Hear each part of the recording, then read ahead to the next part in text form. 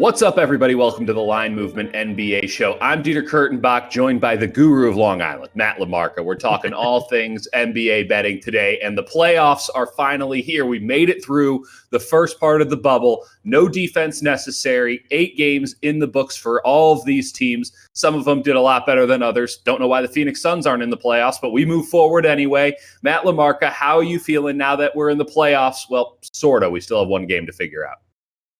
Right. Well, first, the guru of Long Island sounds like an insult. So. It's not. There's a lot of people that live on Long Island. You are a guru. I'll come up with a different one. Every week you're going to get a new one. I'm going to just keep getting more and more geolocated too. And to answer your question, the reason the Phoenix Suns aren't in the playoffs is because they were like 10 games under 500 entering the bubble. I understand that regular season basketball should matter. I also think that when you go 8-0 in the bubble, that should matter too. Like, if you're going to come up with this artificial construct, make it so that the team that does the best in it is rewarded. Just throwing that out there. It would have been cool if they had worked in like a format where any team that was in, the threshold qualified for a play-in series or a play-in tournament. So that would have been fun. And again, I agree with you that the 8 seed only having to win once versus the 9 seed having to win twice is kind of silly when they're separated by a half a game, or, even in certain cases, they wouldn't have been separated. It would have been purely on winning percentage. So it's a silly construct to me, but this is where we are. And I'm excited that we can start looking at some real basketball now. These last week or two have been just so much schedule hijinks and lineup chicanery. I'm ready for the real deal to start up. Well, before we get to the real deal, we have to talk about the Grizzlies and the Blazers, who will theoretically play at least one game in this play-in series. It doesn't sound like you're a big fan of the play-in series in general, that the 8-9 doesn't tickle your fancy the way it gets everybody else excited. Currently, BlitzBet, we're seeing 6.5 points for the Blazers. You can find that maybe half a point difference in other places, but we go with BlitzBet because why wouldn't we? Is that a good line to you, Matt? 6.5, given how bad the Blazers have been defensively, but then at the same time, how bad the Grizzlies have been in pretty much every aspect of the sport of basketball. I don't know. I feel like there might be some value on the Grizzlies here just because people are overrating Portland a bit. I agree. I have a betting preview on this game going up at Line Movement prior to tip-off, and I think 6.5 is too many points. These teams met for their first game in the bubble, and the spread was 3.5 in that contest. So I know things have changed. Our opinion on the Blazers has gone up. Our opinion on the Blazers, on the Grizzlies has gone down. But I still think that anytime you get 3 points of difference, in a matchup that's roughly 2 weeks apart, you take that extra value. And just diving into the numbers, I am more convinced than ever that the Blazers are due for some regression. They were a very good team in terms of record. They finished 6-2 in the bubble, but they were 7th in net rating. So it's not like they were blowing the doors off of everybody. They were winning a lot of close games. To put that in perspective, 4 of the teams that finished above them in net rating had a worse record.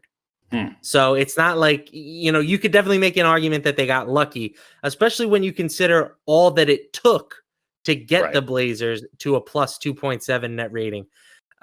Gary Trent Jr. shot over 50% from 3 in those 8 games. Melo was at like 46.5% from 3. Damian Lillard averaged over 37 points per game. Shooting from the logo. And Nurkic was filling the box score the way that Nurkic can. So when you look at a situation for the Blazers where literally everything broke right for them, they won games that maybe they shouldn't have. They got an easy schedule against teams resting players. They shot the lights out. The fact that they were 7th in net rating, just plus 2.7 points per 100 possession, is pretty darn concerning in my opinion. Yep. I would say that Phoenix similarly, right? Everything broke well for them, but they were like a plus 11 net rating, So the difference is that Portland just played absolutely no defense. Right. And I think that is not going to bode well for them in this play-in series.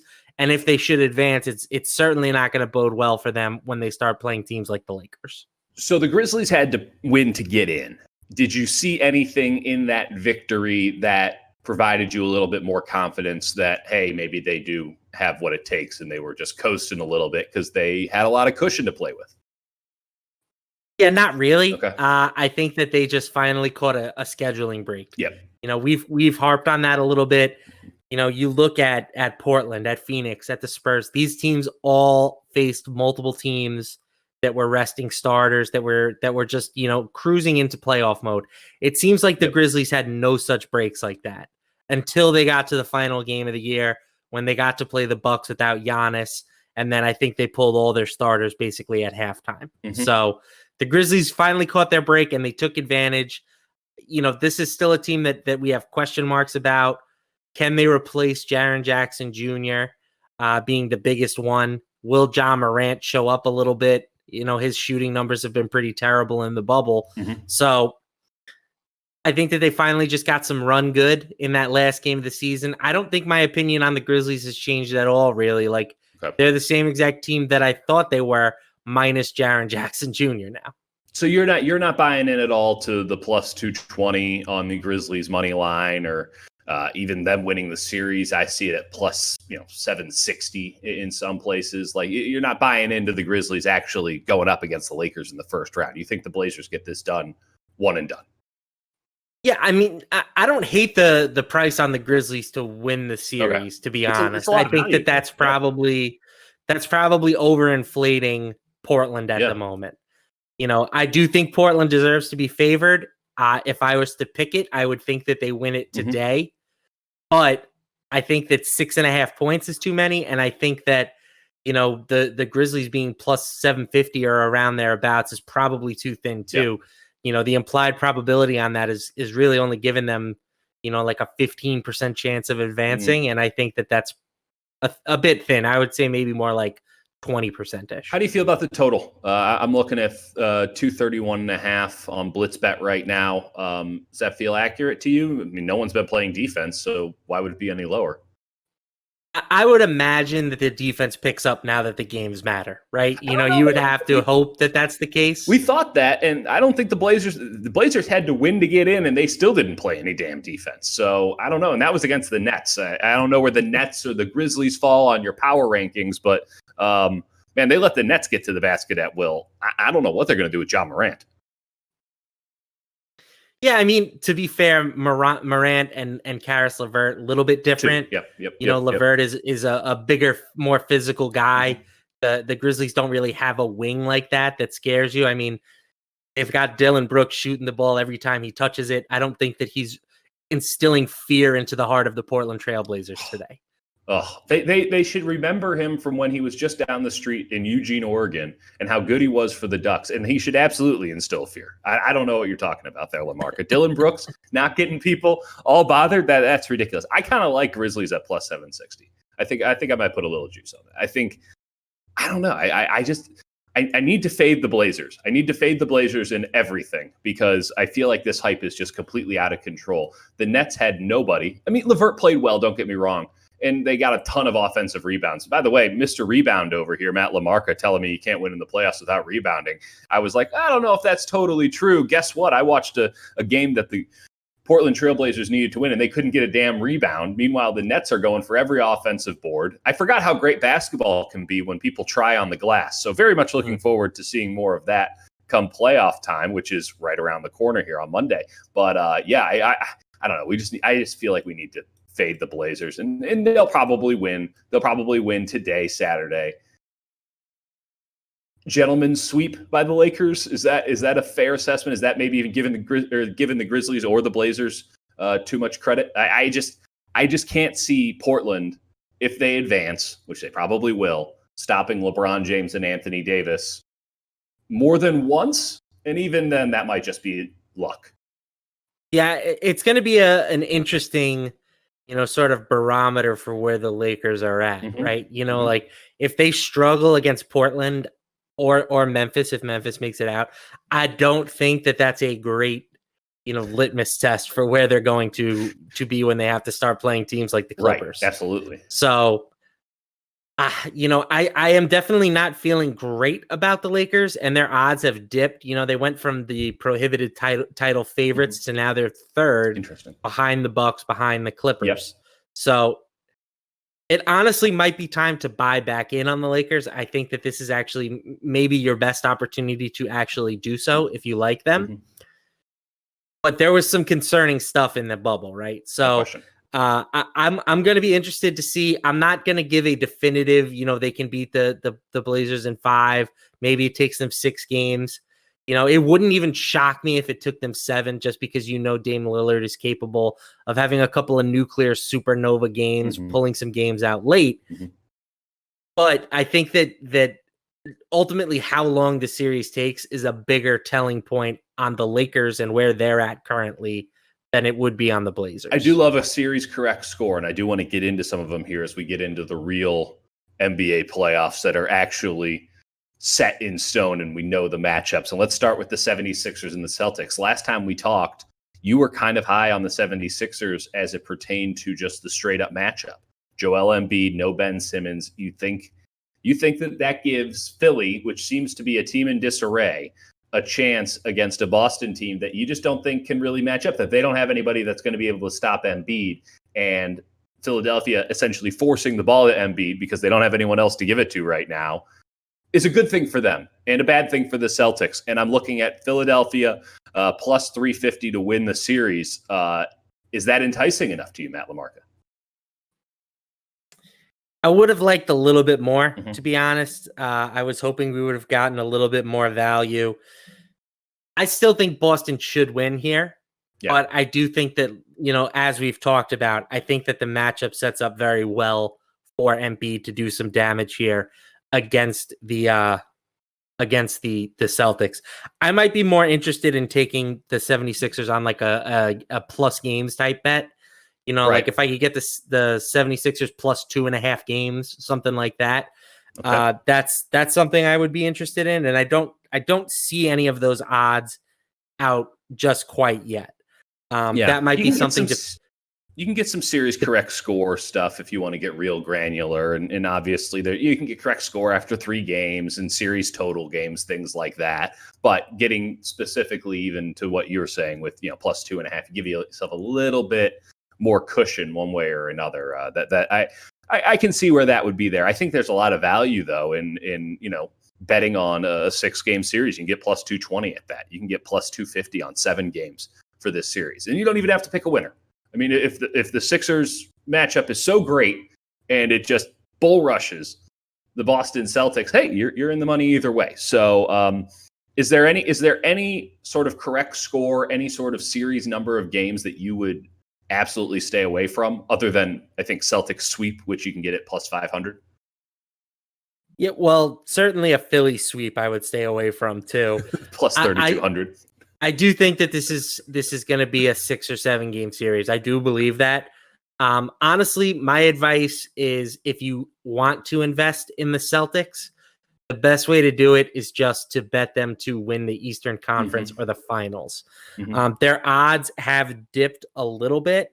I was able to grab them to win the East at plus 700 before the bubble started. And now they're down to plus 550. But I still think plus 550 is a pretty good number when you look at Toronto, who's plus 350. I would honestly I think Boston has a better chance to win the East than Toronto does.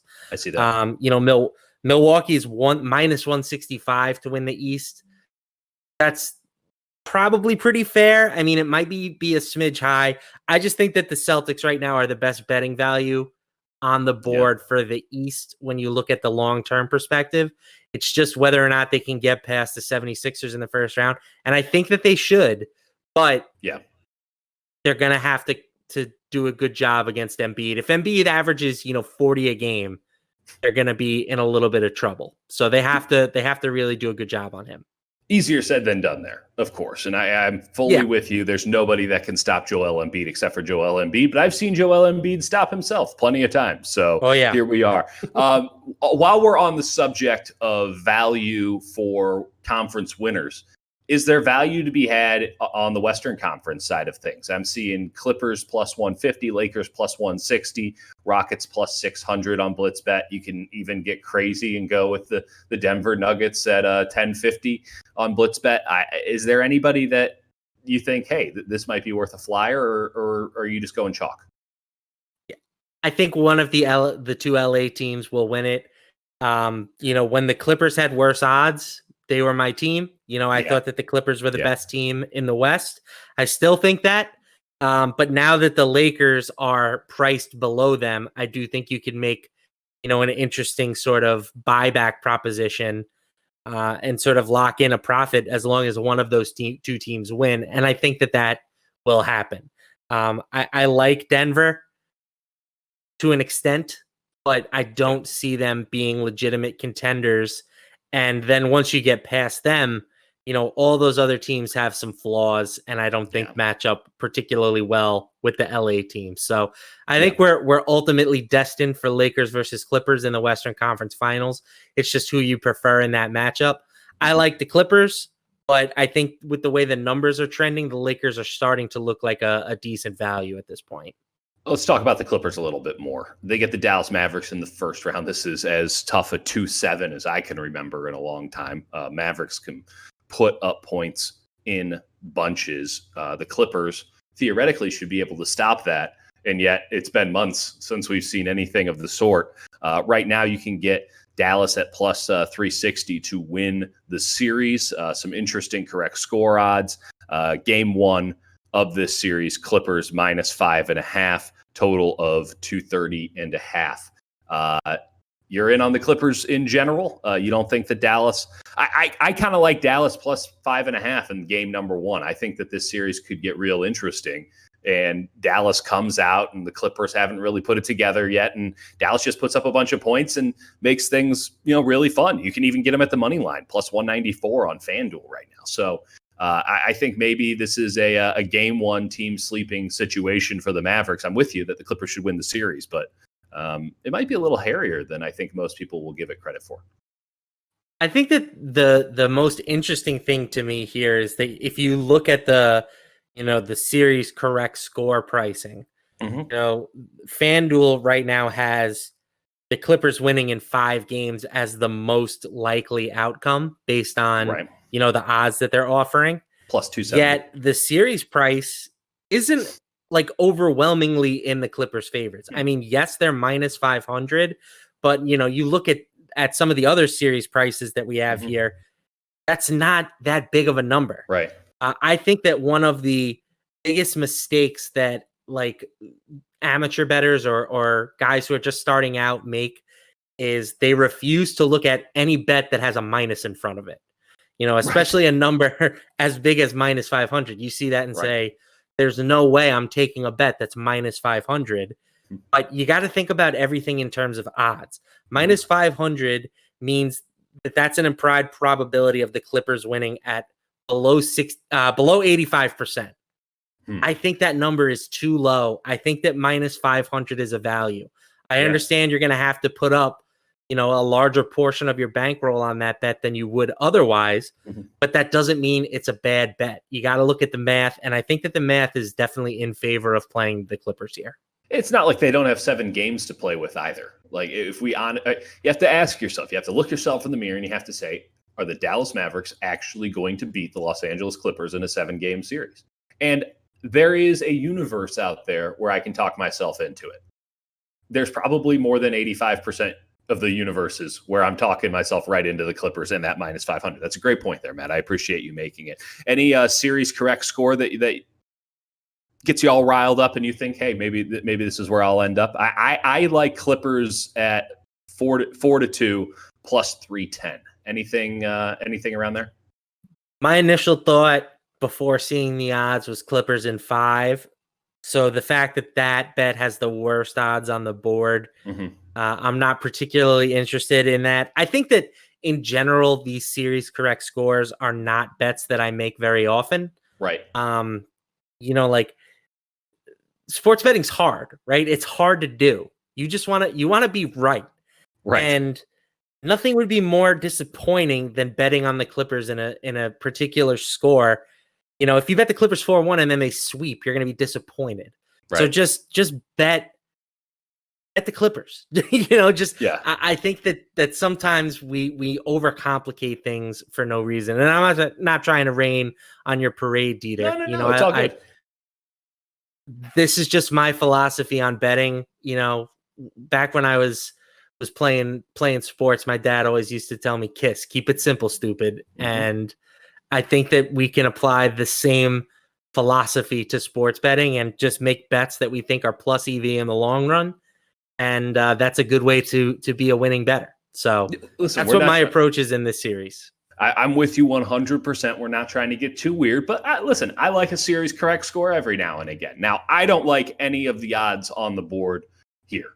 Like, I'm not a big fan of them for this series. In general, you're right. I don't think that there's much value to be had in these, but it feels really good when you hit one. If we're just looking to have some fun, nothing beats you needing an underdog team to win a game so that this bad boy can go to 6. Like that, I don't know what that is. It taps into something deep in my soul, and I got to have some more of it. So I always look at it. I always like to put down maybe a unit on just a series correct score. And if it doesn't work out, listen, I'll win it back. I don't know if that's the best logic in the world, but I feel comfortable that I can win that back with some very smart, keep it simple, stupid bets. Let's go Bucks Magic. Can you talk me into any bet on the Orlando Magic currently available to you? On the Magic? No. Any of them. Not a single one. The bet that I'm going to try to talk you into is Milwaukee Bucks sweep at -125. Yeah. The Bucks are really good. The Magic are really bad. Yep. It's pretty much that simple for me. I wouldn't be shocked if the Bucks... Odds. Jeez Louise. The Bucks won all 4 games by double digits. I'm with you. Opening line is -11. I'm locking in Bucks 4-0, -125. Historically, teams that win the title take care of business in the first round. I'm not saying that the Bucks are going to win the title, but they certainly can win the title. For sure. I think that they should just blow past Orlando, get this party started off right, just take care of business, and let's move on. I really do like those odds. -125 for a Bucks sweep does not seem in any way prohibitive. And you're right. I mean, going off of the point that you just made, just because it's got a minus in front of it doesn't mean that it doesn't have value. So good pull there, Matt LaMarca. Let's go to the Heat and Pacers. I can't believe I'm going to ask this, but doesn't this all depend on if TJ Warren is playing basketball? I think I like the Pacers regardless. Really? To be honest. Really? I mean, we've talked about this. That I don't like the Heat. I think that the Heat have been pretty much overvalued all year. Like, I think once you get past those top 3 teams in the East, and you're looking at the Pacers, the Heat, and the 76ers, spin a bottle, flip a coin to determine who's the best out of those 3. I would feel better about the Pacers for sure if TJ Warren was active. Which is wild.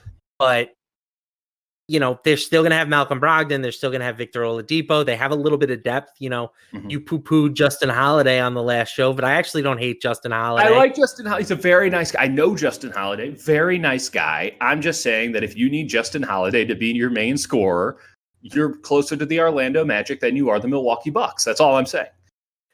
Luckily for the Pacers, that's not the case. So we'll see. I believe in Victor Oladipo. We'll see. I'm looking here at +250 for the Pacers to win the series. Is that where you're at? Yes. I think that in my eyes, this is much closer to a 50-50 proposition. Maybe something like 55% Miami. And that's not what these current odds indicate. So I'm taking a little stab with the Pacers here. The best part about these series bets is you can always hedge them at some point. Right. If the Pacers do win game 1 even, then you can buy back the Heat at better odds. Yep. Or you can look to play the Heat in game 2 or whatever game you decide. I think that this is when I need to cash in my Pacers chip. You can do that. So I like grabbing the underdog in these, particularly when I think that there's a little bit of value. And that's what I think the case is here with the Pacers. So you're also taking the 4.5 points that the Pacers are getting in game one, I take it. Yes. Just on principle. You think they're a better team? Yeah, I'm with you. The total in that first game is 216.5. How do you feel about that? Yeah, that seems about right to me. Okay. These are two teams that play at a somewhat slower pace. Mm-hmm. The Heat have been pretty dynamic offensively this year. I will give them that. You know, for a while they were like a top 5 team in terms of offensive efficiency. So maybe this total is a smidge low, but I think that I'm finding more value with the Pacers team in general right now than the total in that contest. All right, let's go to another series that isn't going to get a lot of love, all things considered, and that's Jazz and Nuggets. Jazz right now plus 172 in the series. Nuggets favorites at minus 215. Don't ask me how those numbers came about. We got Nuggets minus 3 in game one, total of 219. I think I'm in on the Nuggets. Not in any sort of grand sense, but just against the Utah Jazz, who maybe at some point we're sleeping on. I don't even know. I haven't honestly paid enough attention to either of these teams to feel some sort of way about any of them. How do you feel? I know you always feel some sort of way about everything, and Lord knows that you've paid attention to this more than I have. Utah Jazz, Denver Nuggets, deep analysis, Matt LaMarca, go. I am nothing if not opinionated. This line opened up even a little bit less in the Nuggets' favor. I grabbed them at minus 175 yesterday. Okay. And I love them at that price. I still think that minus 215 is very fair for the Nuggets on the series price. Okay. Minus 215 is implied odds of around 68%. Mm-hmm. That means that the books are giving Utah about a 32% chance of winning this series. I do not agree with that. I think that the Jazz, without Bogdanovich, are just in really rough shape. You know, We've talked about this a few different times now, but that injury means more Jordan Clarkson. They've had to move everybody up a spot in their rotation. It's never not funny. It's never not funny. It's always funny to think that you're relying on Jordan Clarkson in the playoffs. It's not good. I've seen it firsthand. I've seen it firsthand with the Cleveland Cavaliers. It's a bad play. Don't bet it.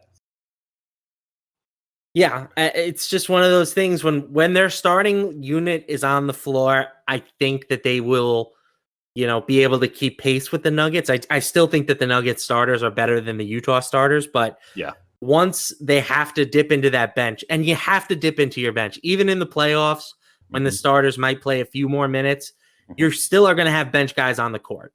I think that Denver is really going to be able to hammer them over those minutes there. You talk about the bench guys. I've lived by an axiom for a long time that, yes, superstars close games, but second units put you in a position to actually close the damn game. So many times in the playoffs, we've seen second units come in, and suddenly the disparity is dramatic, and now the starters have to just claw back. And the game gets out of control in a 3 to 4 minute stretch at the beginning of the second quarter, end of the third quarter, something like that.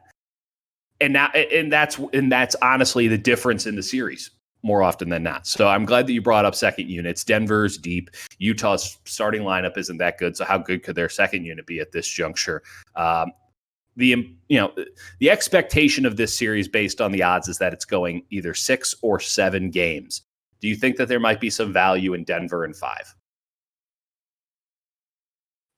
Yeah, I mean, you can grab that at plus 390. I don't hate that. Yeah. I don't hate that. Again, I hate to be boring. No. But there's nothing wrong with boring. Listen, it's the first round of the playoffs. It should be chalk. There's not going to be anything that crazy going on, all things considered. Most of these teams, we'll get into one of them that isn't, are really healthy, or at least we have a very full understanding of their lack of health. Like, this seems very chalky all across the board. We're trying to find areas where it might not be just because people like that stuff. But as you mentioned, there's nothing wrong with chalk. If you bet chalk and you win, you're still a winner. So no problem whatsoever with coming across as a little bit of boring. I'll lighten it up with some spicy takes. I think a great analogy here is, like March Madness brackets, right? And everybody always gets mad because Karen from accounting, who hasn't watched the college basketball game all year, always wins. Yeah. And do you know why she always uses wins? Those numbers right next to the teams. Yeah, she does. She pencils all the better teams in. She's not picking the crazy 13 seed to make the Final Four. She's just like, oh, this team should win. Yep. And advances them. And yet every year we've got people that are like, well, I think that this number 10 seed could make a real case for the Elite Eight this year. And then they lose in the first round and it blows up everybody's bracket. So be like Karen in accounting. Just when you see a situation where the wrong thing is being done, take advantage. And the wrong thing right now is the Denver Nuggets minus 215. Capitalism 101 from Matt LaMarca there. Let's go to Nets Raptors. The Nets were saucy there in those final few games. They played hard, and they are getting absolutely no love whatsoever from the makers. Plus 1,800 to win the series. Raptors at minus 8,000 to win the series on FanDuel. I mean, yeah, they're going to win. Even this has to be too ridiculous for you to say, bet it at all, Matt LaMarca. That's so much. I just avoid it all costs. -9 in game one. Like, Karis LeVert's good. I'm not saying that the Raptors or that the Nets are going to do anything, but like, I don't know. You're getting -150 on Raptors 4-0. That's what do we have on the Bucks? 125 -125. Come on, are you kidding me? To me, is weird because I think that Toronto is not as good as the Bucks, and I think that they're not even close to as good. Brooklyn is better than the Magic, so I am a little bit confused as to why the Raptors are -150 when the Bucks were -125. Because I was all prepared to say that's the bet. I think that the Raptors and the Bucks should be 8 up, 8 down in their first series. But at -150, I don't see the value. What about it like at plus 190 Raptors 4-1? I mean, like, I think to me, this is just going to end up being a stay away series. Maybe you look for some value within the specific games, but I do think that the sweep is the most likely outcome. I don't want to bet against that. So, but again, -150 is not good enough odds for me to lay that. So I think that we'll have opportunities to either bet on or against the Raptors in the future rounds. I can wait a little bit. I don't need to take advantage here versus Brooklyn. Raptors right now at plus 1,000 to win the title, plus 335 to win the Eastern Conference. Are they just overvalued? Like, I'm not buying it. I'm not buying it whatsoever. They're hard passes from me at those prices. Toronto has benefited in Orlando because they have continuity, right? Mm-hmm. But they don't have the same upside without Kawhi Leonard. That shouldn't be a hot take. I don't think that it is. But when you get to the playoffs, you need superstars. Right.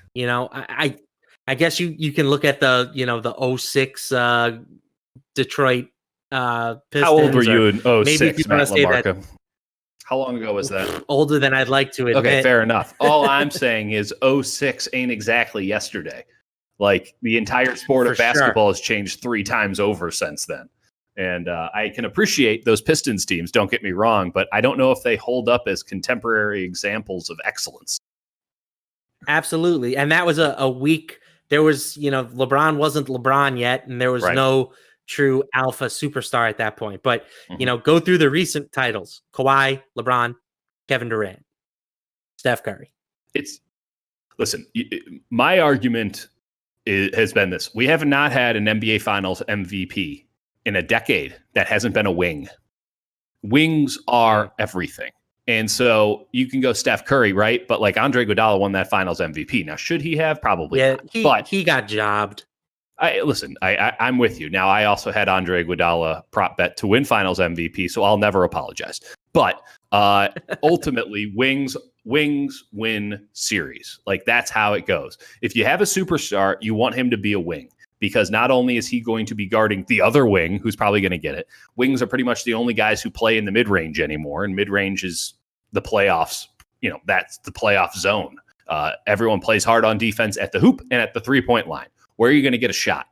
Like, that's it. Where can you get an open shot? You can do it in the mid-range, and everything goes back to 1997 with those mid-range shots. You want to wing there. So ultimately, I'm looking at, I like Pascal Siakam a lot. Pascal Siakam is not an NBA, finals MVP caliber wing. Not this year. Not without Kawhi Leonard next to him, taking up all the actual alpha wing stuff. So when you look I think he's more of a big guy than a wing anyway. Even so, right. I think that's a fair assessment as well. Now, which leads me to pointing out that I think that you're onto something here, maybe with the Celtics. And we didn't talk about this before, but like, if you want to bet on Jason Tatum upside, now's the time to do it, because he could be that alpha wing in these playoffs. I don't see one on the Toronto Raptors. I just don't see a guy who's going to take the tough shot late. If Fred VanVleet, okay, he's going to be taking that shot from 37 feet because you can't get a shot otherwise. You have to be able to rise and fire. He can't rise and fire. I don't know who that dude is going to be on the Toronto Raptors. And that means that I'm just out on him in general in the long term. Now, I can tell you who that guy's going to be on the Brooklyn Nets, which means that I might even get a little saucy here and take the Raptors to win 4-2 at plus 650.